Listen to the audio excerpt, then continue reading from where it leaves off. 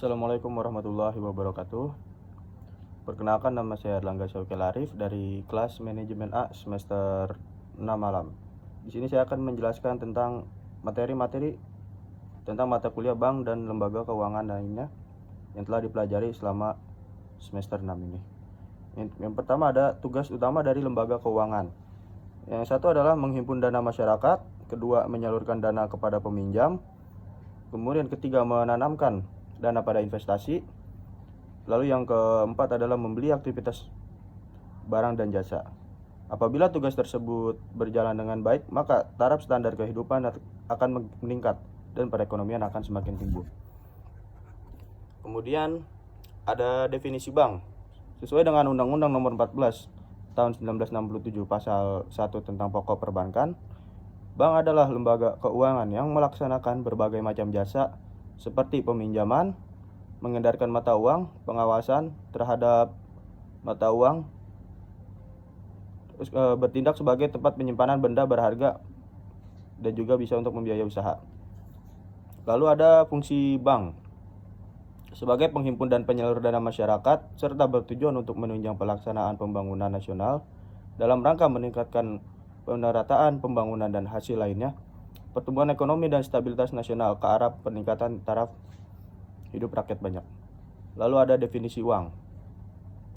Uang adalah alat pembayaran untuk pembelian barang dan penggunaan jasa. Dalam kehidupan sehari-hari, uang sudah digunakan manusia sejak lama. Hingga saat ini, uang menjadi kebutuhan utama dalam menggerakkan perekonomian masyarakat.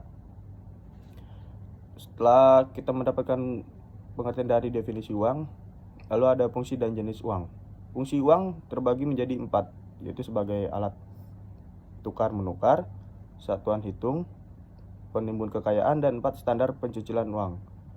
Dan uang terbagi menjadi 2, yaitu uang giral dan uang kartal. Lalu ada jenis lembaga keuangan bukan bank. 1 ada lembaga pembiayaan pembangunan, 3 lembaga perantara penerbitan dan perdagangan surat-surat berharga, dan ketiga ada lembaga keuangan bukan bank.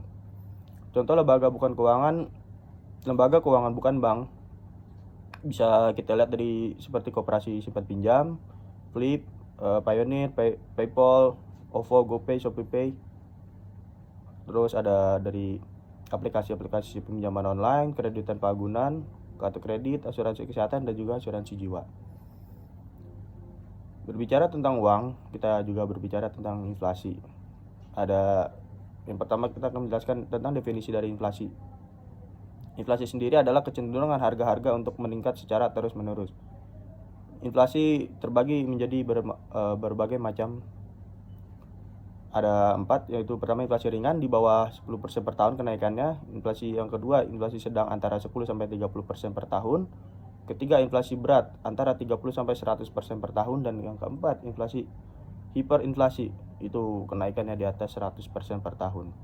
Selain inflasi, ada juga deflasi, yaitu ketika kondisi harga barang atau jasa di suatu negara mengalami penurunan secara drastis dalam jangka waktu yang singkat. Deflasi terbagi menjadi 2, yaitu deflasi strategis dan deflasi sirkulasi. Deflasi strategis ini adalah deflasi yang timbul akibat keadaannya kebijakan tersebut mengenai pengendalian gejala-gejala konsumsi yang berlebihan. Kemudian yang kedua, deflasi sirkulasi. Jenis deflasi selanjutnya adalah deflasi sirkuler. Kemudian ada kebijakan moneter, kebijakan untuk mempengaruhi proses penciptaan uang beredar dan tingkat bunga, dan mempunyai tujuan menciptakan stabilitas nilai mata uang. Selain ada kebijakan moneter, ada juga otoritas moneter. Itu terbagi ke dalam 4 materinya. Ada sistem moneter, yaitu bank, terus lembaga yang menciptakan uang giral. Terus otoritas moneter, ada Bank Indonesia dan Bank Umum atau bank komersial. Bank umum gunanya adalah menghimpun dana, menerima simpanan giral, menerima simpanan tabungan, deposito berjangka, dan penerapan sertifikat deposito. Lalu ada fungsi otoritas moneter.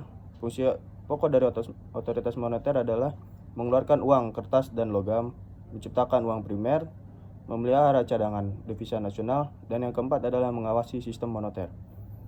Lalu fungsi utama dari otoritas moneter adalah memajukan lalu lintas pembayaran yang efisien sehingga mekanisme tersebut dapat dilakukan secara tepat, akurat, dan dengan harga yang relatif murah.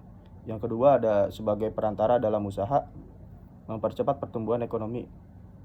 Yang ketiga ada mempertahankan tingkat bunga yang stabil dengan melaksanakan kebijakan moneter, dalam hal ini melakukan politik diskonto.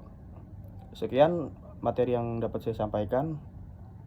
Mohon maaf apabila ada kekurangan. Terima kasih atas perhatiannya. Wassalamualaikum warahmatullahi wabarakatuh.